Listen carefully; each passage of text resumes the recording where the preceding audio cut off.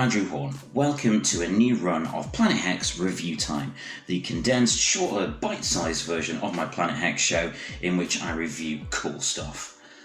I think that about sums it up. So, I've checked out last night the new documentary, The Last Blockbuster, from director, let's have a look at IMDb beside me, Taylor Morden, and with writing from Zeke Ham. And it's got all kinds of people in it, including people like Kevin Smith, Ione Skye, hello Ione Skye, and a bunch of other cool people, and a very entertaining segment from Lloyd Kaufman. But hey, Lloyd Kaufman knows how to entertain, doesn't he?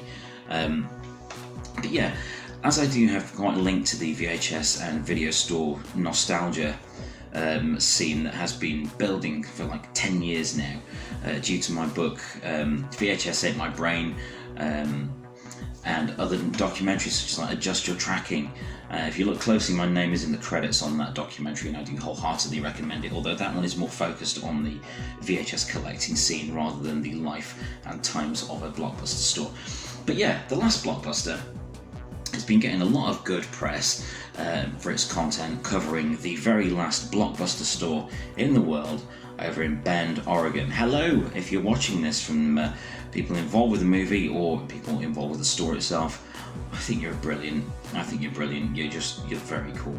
I love the film. I love the idea that there's still a Blockbuster out there. It's interesting, as this wasn't really a corporate Blockbuster. It was always a mom and pop Blockbuster, and that's the mom and pop video stores are the things that VHS collectors tend to miss the most, in my experience anyway. We miss the more independent ones rather than the Blockbuster. However, there was still a good atmosphere in a Blockbuster store of a Friday night when you want to go and check out the new releases, get your massively overpriced popcorn. Hey, the Blockbuster near us was terribly overpriced, but it still had that rental store feel. There was a lot of choice. It was a chain with a lot of people working as franchisees for the chain, but it was still a cool place to be. Now, this film tells the story of the life and times of the very last Blockbuster in Bend, Oregon. I think there were some other stores in Alaska, but when they closed down, this store in Bend became the last one. It became big news. But that aside, the nostalgia aside, what is the film like? Is the film any good? Yes, it is. It's a really affectionate look at the era of video stores and video rentals. There's a lot of love for the old video stores in this film. But what I got more of from The Last Blockbuster is a lovely sense of community from the family that work there. They all seem really nice, cool people. The people that still visit the Blockbuster, and of course the tourists that go and check it out as well. They've even carried on with like curbside pickups and so on during the coronavirus pandemic, which is so admirable. It's in an age of streaming services, there's Prime, there's Netflix, there's all kinds of stuff. There's Apple TV, if anyone actually uses that. Does anyone use Apple TV? It's really annoyed when they put Foundation on that. I mean, who's going to watch it? Anyway,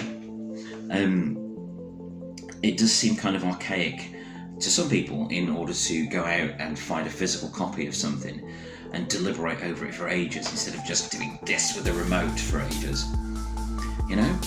But it is something that a lot of people miss. This was a big thing for so many people. Culturally, for many years, the video store was like the hub of family entertainment. It was a highlight of the week. You would go there, you would go get your movies, you would get your snacks, you would get, you get a pizza on the way back, anything. It was the centre of a great night in.